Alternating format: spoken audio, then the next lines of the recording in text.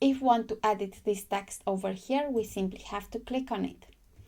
We are on the text editor widget. We have the options for the text over here, the styling options over here, and the advanced settings over here.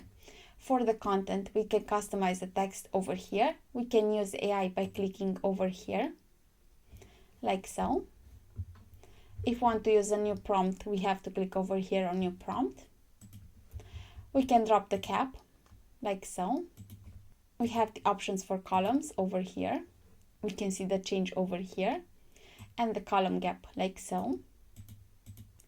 If we're going to style, we have the alignment over here.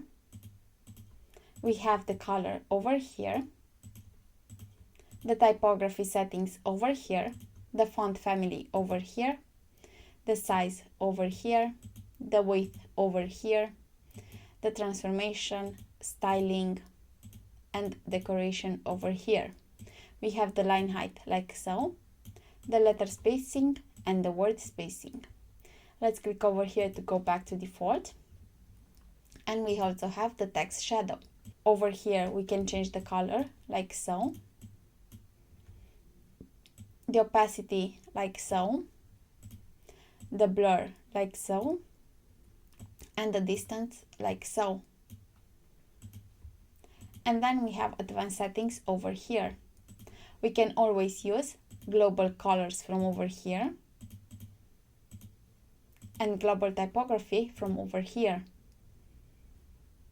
And we can always click on this icon to go back to default.